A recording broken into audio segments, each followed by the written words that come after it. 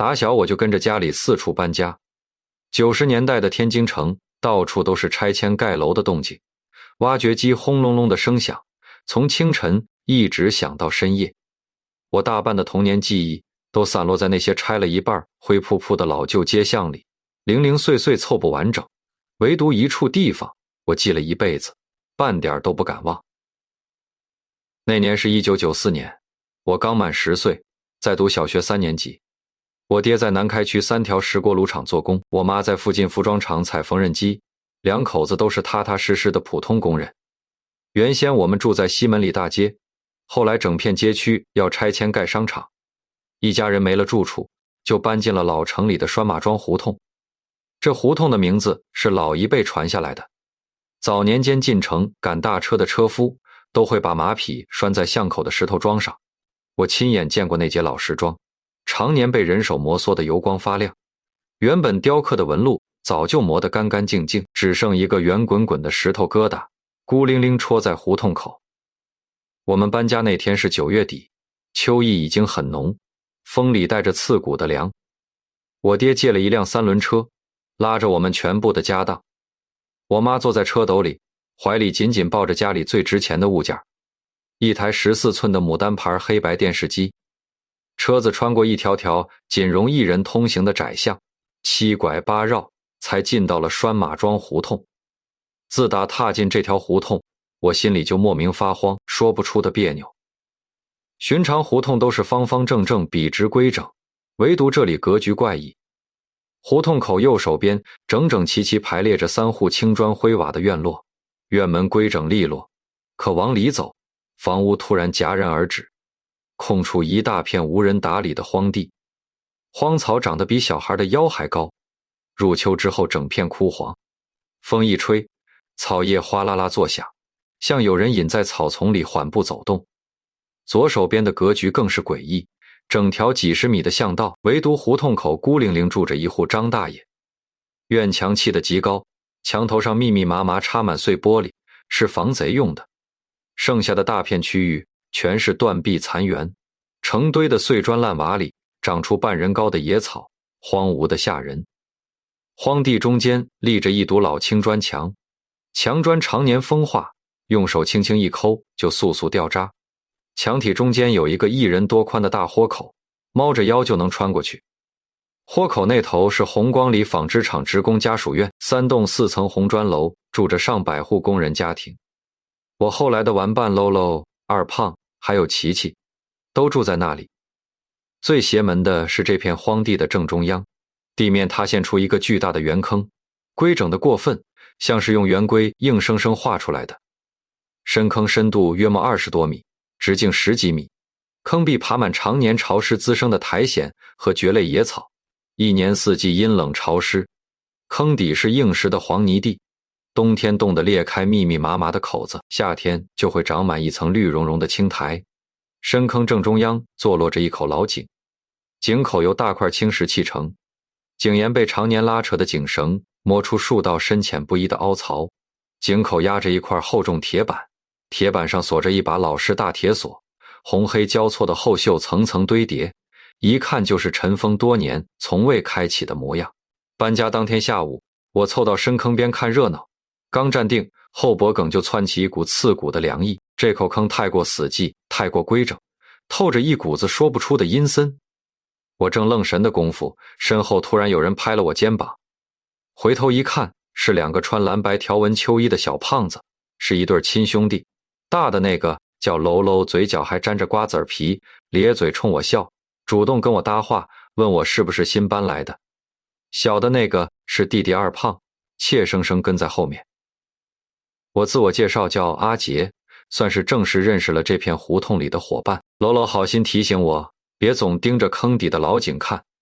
他说他爷爷生前交代过，这口井是旧时大户人家的锁龙井，底下镇着不干净的东西，小孩子好奇心重，总盯着井口看，容易被勾走魂魄。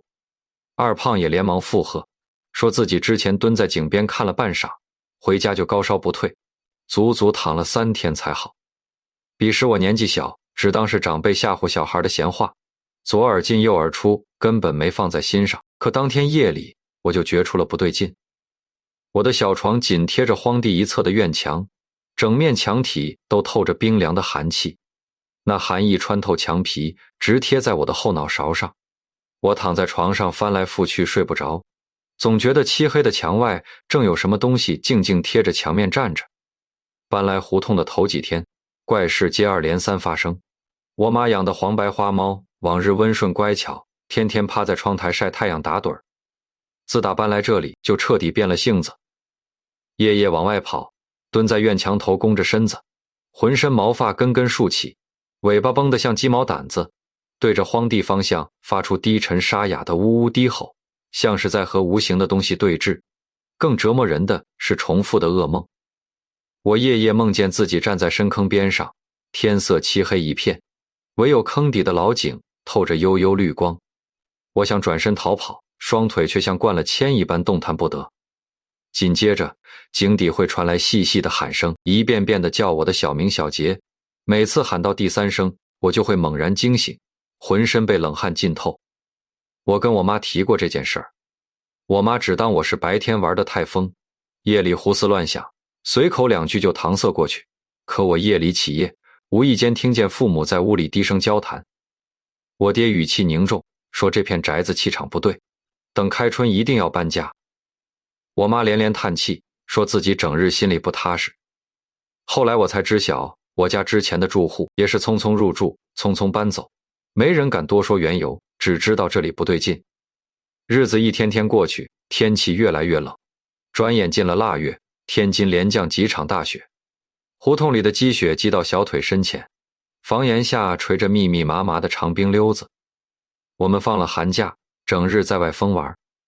那年腊月12，也就是1994年1月23号，礼拜天，天色灰蒙蒙的，眼看着又要落雪。我爹骑着28大杠自行车载着我从奶奶家吃完饭回来，还没进胡同口，就听见深坑边传来热闹的笑闹声。远远望去，喽喽兄弟还有红光里的一群小孩正在坑边空地上砸沙包。人群里，一身大红棉袄围着白围巾的琪琪格外扎眼。琪琪是我们这群人里最好看的小姑娘，圆圆的脸蛋儿，大眼睛长睫毛，皮肤白净的像刚出锅的白面馒头。她常年扎着2根小辫子，粉色塑料樱桃皮筋挂在发尾，走路一晃一晃，格外灵动。琪琪嘴甜懂事，整条胡同，整个家属院的长辈没有一个不喜欢她的。她爸妈都是纺织厂工人，还有个姐姐在市里读技校，最疼她。她手腕上那块粉色米老鼠电子表，就是姐姐从滨江道百货大楼买来送她的新年礼物。在那个年代，电子表是稀罕物件，琪琪宝贝的不行，谁都不许随便碰。喽喽曾经借贷5分钟，被他追着绕深坑跑了3圈，抢回来后还要用袖子仔细擦拭表盘，生怕弄脏。唯独对我，琪琪格外信任。每次玩跳房子、摔沙包，怕磕碰坏手表，他都会摘下来郑重交到我手里，亮晶晶的眼睛看着我，说小杰哥哥心细，他最放心。每次被他这般信任，我心里都暖烘烘的，总会紧紧攥着那块手表，半点不敢马虎。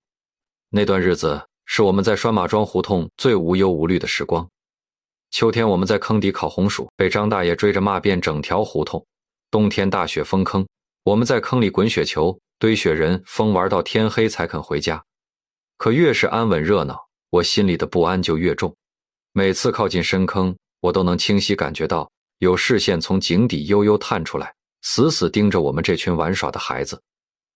我跟喽喽兄弟说起过这种诡异的感觉，兄弟俩也连连点头。二胖说自己每次下坑，腿肚子都会发软，总感觉有冰凉的小手悄悄摸自己的脚脖子。3个小孩对视一眼，心里发慌，谁都不敢再多说半句。腊月12那天下午，我们玩到天色擦黑。喽喽兄弟因为家里来亲戚，率先回了家，其余的小孩也陆续散去。最后只剩我和琪琪2个人。琪琪蹲在青石板上翻兜，说自己的手绢弄丢了，找了半天也没找到。最后索性作罢，说只是块旧手绢，丢了也不可惜。他爸妈当晚要上中班，9点才能下班，他独自在家无聊，便跟着我回了家。我妈格外喜欢乖巧的琪琪，热情留她在家吃饭。晚饭是猪肉白菜馅包子，琪琪踏踏实实吃了3个半，撑得捧着肚子直摆手。饭后，我们趴在桌上玩我爹手工削的木头积木，又一起看电视节目。琪琪开开心心跟我说，等姐姐过年回来，还要让姐姐买彩色的新积木。她小脚在桌下轻轻晃着，眉眼弯弯，满是孩童的天真。转眼快到9点，琪琪起身告辞，准备回家。我妈让我送她，她摆着小手拒绝，说路途很近，自己可以走。说完就拉开门栓，像小兔子一样钻进了漆黑的夜色里。大门没关严，冷风顺着门缝灌进屋里。我妈刚想关门，突然猛地顿住脚步，出声喊了一句琪琪。我连忙凑到门口，只见琪琪缩在大门后的门洞墙根下，像只受惊的小猫，浑身发抖。我妈赶紧蹲下身拉住她的小手，问她怎么不回家。琪琪小脸惨白，嘴唇哆嗦了许久，才挤出一句微弱的话。她说墙洞那边站着一个人，黑乎乎的看不清脸，一动不动堵在路口。她太害怕，只能跑回来。我爹当晚喝了点酒，原本在床上躺着打盹，听见这话瞬间起身，火气直冒。他没穿外套，示意拉着棉鞋，抄起门后那把沉实的枣木小马扎，推门就冲了出去。他站在胡同里大声怒吼，呵斥暗处的人出来对峙，吼声回荡在空旷的街巷里。我趴在门框上往外看，只见我爹拎着马扎，大步冲到那道连通家属院的墙豁口处，左右巡视许久，又骂了几句，才缓缓折返。回来时，他酒意彻底醒了，脸色铁青凝重。他跟我妈说，墙洞附近有新鲜脚印，密密麻麻一大片，看样子有人刚刚在这里逗留过，听见动静就跑了。我妈只当是年末闲散的二流子作祟，安慰大家别多想。我爹没再接话，沉默片刻，主动蹲下来柔声安抚琪琪，说有大爷在，没人敢欺负他，亲自送他回家。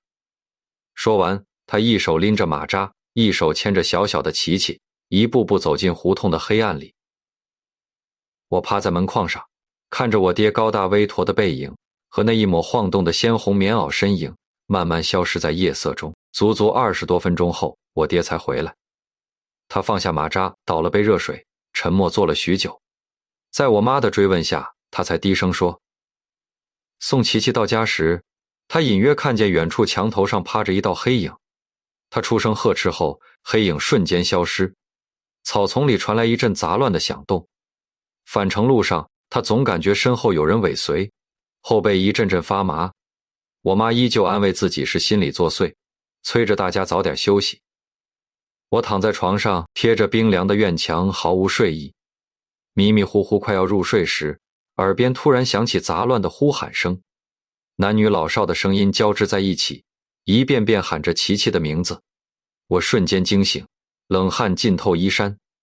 还没等我缓过神，屋外就传来急促猛烈的砸门声，拳头撞击门板的哐哐声，震得整扇门都在晃动。我爹慌忙开门，屋外瞬间涌进来无数手电光柱，人声嘈杂混乱。我听见我爹骤然变调的声音，大喊着出事了，琪琪不见了。父母慌乱穿戴好衣服，拿着手电跟着邻居们出门寻人。临走前从外面锁死了家门。屋外的跑动声、呼喊声、狗叫声乱成一片。我蒙着被子躺在床上，心跳剧烈，满心都是不安。后来我才知晓，当晚到底发生了什么。琪琪被我爹安全送回家后，他妈妈帮他脱棉袄时，突然发现他手腕上的粉色电子表不见了。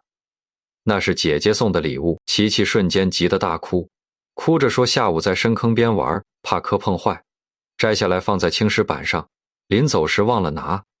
他爸妈无奈，只能陪着他折返荒地寻表。彼时已经夜里10点多，夜色漆黑，伸手不见五指。一家3口拿着手电，穿过墙洞走到深坑边。可原本放手表的青石板上，干干净净，只剩一层冻硬的白霜，空空如也。一家3口围着深坑仔细搜寻，他爸爸趴在坑沿，用手电照亮坑底，他妈妈蹲在草丛里一点点翻找，琪琪就坐在青石板上等候。不过短短1-2分钟的功夫，他妈妈低头找草的间隙，耳边还能听见孩子的呼吸声，可抬头瞬间，青石板上空空荡荡，琪琪凭空消失了。他爸爸瞬间崩溃，扯着嘶哑的嗓子大喊女儿的名字，声音凄厉破音，在空旷的荒地上回荡。他疯了一般围着深坑奔跑，下到坑底一寸寸排查，冰冷的黄泥地上只有冻裂的纹路和那口锁死的老井。他用力推搡铁板井盖，锁具纹丝不动。琪琪妈妈瘫坐在冻土上，哭到发不出声音，一遍遍呢喃着女儿的名字，哭声被北风撕碎，听得人心头发紧。随后，琪琪父亲疯跑回红光里家属院，挨家挨户砸门求助。当晚，整条拴马庄胡同，整片红光里灯火通明，无数手电光柱扫过荒地、胡同、地沟、河道，方圆数里全部搜遍。众人撬开了老井的铁锁，掀开厚重的铁板，手电照进井底，只有一潭漆黑死水，深不见底，什么都没有发现。后半夜公安赶到，询问笔录，现场排查，忙活了一整夜，最终也是一无所获。琪琪就这么凭空消失了，活不见人，死不见尸。那之后的日子，整条胡同死气沉沉，没人敢大声说话，家家户户都把孩子锁在家里，严禁靠近深坑半步。琪琪的父母彻底垮了，双双请假停工，拿着女儿的照片跑遍天津、沧州、廊坊、保定周边所有城镇，只要听说有相似的小女孩，就立刻赶去确认，次次满怀希望，次次落空。我不止一次见过他们奔波的模样，最让我揪心的是琪琪失踪1个月后，临近过年，我在胡同口碰见了琪琪妈妈。她整个人瘦得脱了形，眼窝深陷，面色灰暗，头发乱糟糟的，冒出大把大把的白发，手里死死攥着琪琪的照片，眼神空洞麻木。看见我们，她只是淡淡瞥了一眼，低头默然走过，一句话也没有。那年的冬天是我这辈子经历过最冷、最压抑的冬天。除夕夜里，城外鞭炮齐鸣，烟火漫天，我们整条胡同却死寂无声，像被隔绝在尘世之外。我没胃口吃饺子，我爹默默喝了2杯闷酒，早早睡下满耳的鞭炮声里，我满心都是那个爱笑的小姑娘，心里堵得喘不过气。开春雪化之后，荒地的枯草冒出新芽，深坑的积雪消融殆尽，露出满坑烂泥枯草，孩子们再也不敢靠近这里。往日热闹的荒地彻底变成了无人踏足的禁地，街坊邻里渐渐淡忘这件事，唯独琪琪的妈妈精神日渐恍惚，终日闭门不出，抱着琪琪的红色棉袄呆坐一整天，谁劝都没用。天气彻底回暖的一个周末，父母出门办事，把我反锁在家。我趴在床上看连环画，看着看着渐渐犯困，迷迷糊糊睡了过去。不知过了多久，一阵规律的啪啪拍墙声将我从浅眠中惊醒。这是我们小孩之间的专属暗号，墙外有人拍墙就是找我玩耍。我睡意朦胧的嘟囔，自己被锁在家里出不去。话音刚落，墙外就传来一道细细软软的小女孩声音，带着熟悉的尾音，轻轻喊我：小杰哥哥。我冷，这声音我刻在骨子里，是失踪已久的琪琪。我瞬间浑身冰凉，彻底清醒，试探着喊她的名字，可刚刚还清晰的声音骤然消失，墙外死寂一片。我连忙把耳朵贴在冰凉的墙皮上，只听见风吹过荒草的细碎呜咽声。我再也顾不上害怕，踩着床沿翻过院墙，墙头上的青苔湿滑冰凉。落地之后，我清晰看见灰色墙面上印着好几排小小的孩童手印，深浅不一，湿漉漉的，正是琪琪的身高尺寸。我伸手比对，我的手掌比这手印大出1圈，分毫不差，是小孩的手印。墙下的残雪上留着一串浅浅的小脚印，从深坑方向一路延伸到墙根，到我床边对应的位置就彻底断了。只有来的路，没有回去的路。我心急如焚，又翻墙跑到红光里琪琪家。他家大门暗沉老旧，门把手落满厚灰，我用力拍门大喊，却始终无人回应。隔壁的王奶奶开门探出头，看见我连连摆手，说琪琪早就失踪了，让我别再胡乱念叨。一盆冷水瞬间浇灭我所有的希望。我失魂落魄地回到家里，坐在床上发呆，分不清方才的一切是梦境还是现实。可脚底沾染的泥草，墙上清晰的手印，都在证明那一切都是真的。思绪昏沉间，我再次陷入半梦半醒的状态。这一次，我清晰地看见了琪琪，她依旧穿着那件大红棉袄，可衣上早已脏污破损，沾满泥水，外露的棉花破败不堪，袖口磨得稀烂。她白皙的小脸透着一层死青，嘴唇毫无血色，双手红肿不堪，布满细密的红痕，像是被绳索、铁丝反复勒扎过。她孤零零站在荒草里，眼里蓄满泪水，大颗大颗往下掉，小声哭着跟我说：“小杰哥哥，我好冷，我住的地方又黑又小，我一个人好害怕，他们不让我走，你能不能让我爸妈来接我？”我拼命想开口回应，嘴巴却像被缝死一般，发不出半点声音。我只能在心里一遍遍回应他，我会帮他，我会让他回家。琪琪哭得愈发委屈，说自己早就想回来，可找不到路，日日盼着爸妈来接他。话音未落，他像是突然受到惊吓，猛地扭头看向胡同口，脸色瞬间惨白，慌张地说自己必须回去了，他们在叫他。最后一遍说完我好冷，他的身影就骤然消散。我猛地惊醒，大口喘着粗气，浑身冷汗淋漓，心脏狂跳不止。恰好此时，门外传来父母回家的开门声。我扑过去拉住我妈，语无伦次地把所有事全盘托出。我爹听完，只当我是睡迷症了，做了噩梦。可当我带着他们绕到屋后，看见墙上未干的孩童手印时，夫妻俩瞬间变了脸色。我爹蹲下身，指尖轻抚手印，又凑近闻了闻，眉头死死皱紧。我妈一把将我紧紧抱在怀里，双手冰凉，力道大得吓人。当天夜里，父母在屋内低声交谈，言语间满是惶恐和不安。第二天，家里来了2名公安，我把拍墙声、幻听、墙面手印、梦境画面一五一十全部告知。可公安只当我是受了惊吓，心神不宁产生的幻觉，劝说父母带我去看看大夫，缓解情绪。所有人都不信我，唯独我的父母，他们亲眼见过那些手印，心里清楚我说的都是真的，却无力查证。琪琪依旧杳无音信，凶手依旧踪迹全无。自那以后，诡异的声响和梦境彻底消失，生活看似回归平静。可每到深夜，我贴着冰冷的院墙，总能隐约感觉到墙的另一头藏着刺骨的寒意，有个小小的身影常年被困在黑暗里。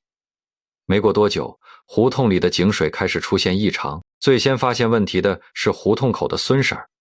傍晚做饭时，她察觉井水味道怪异，烧开之后弥漫着一股甜腻又腐朽的怪味，像烂死的耗子泡在水里，呛得人恶心。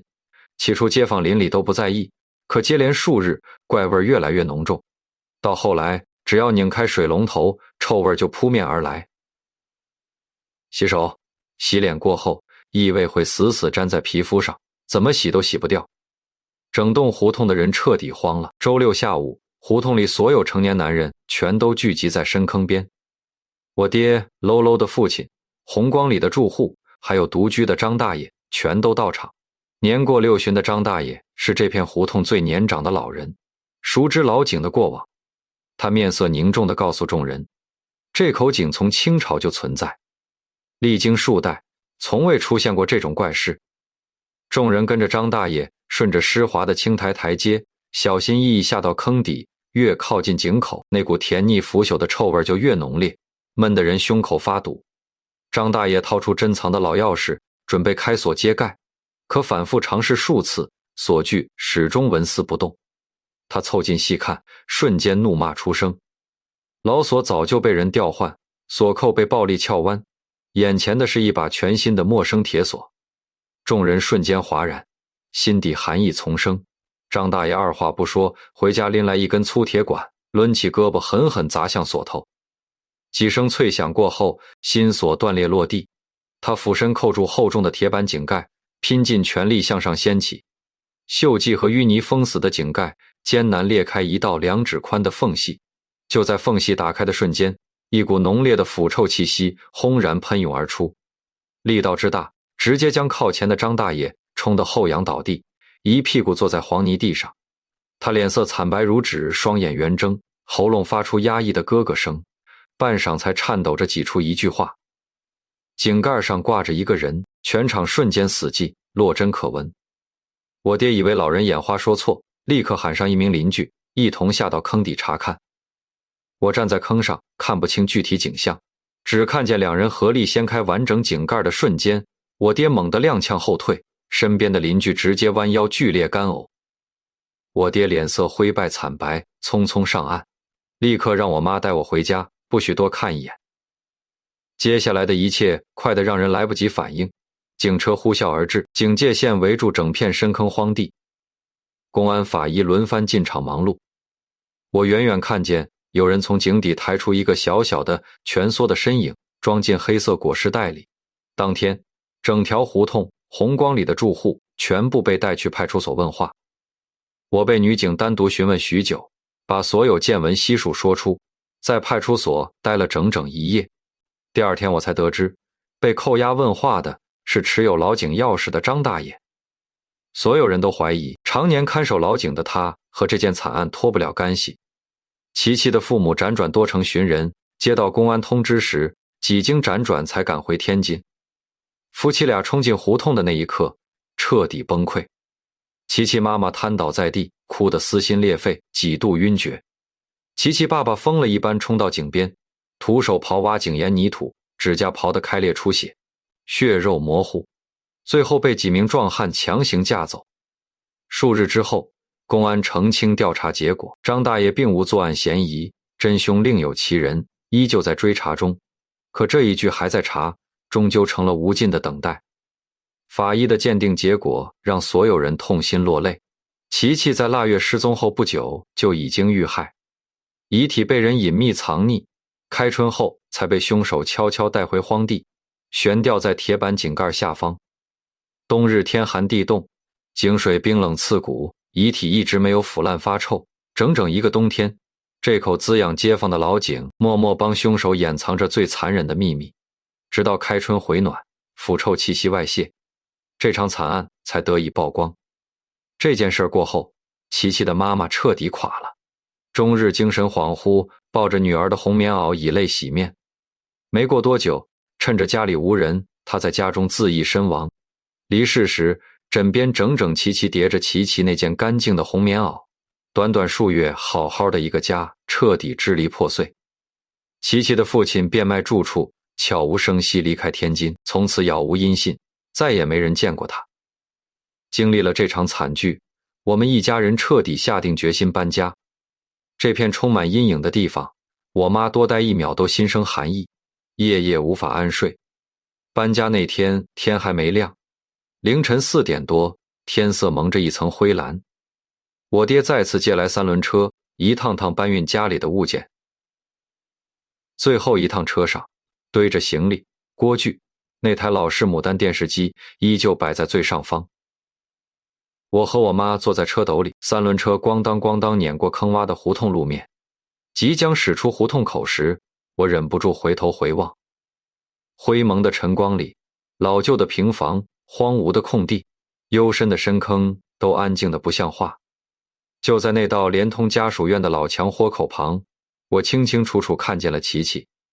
她褪去了脏污破败的红棉袄，穿着一身干净的淡粉色新衣，长发披肩，小脸恢复了往日的粉嫩水灵，眉眼弯弯，静静站在墙根下看着我。她脸上没有悲伤，没有恐惧，只带着浅浅的笑意，轻轻抬手朝我挥了挥。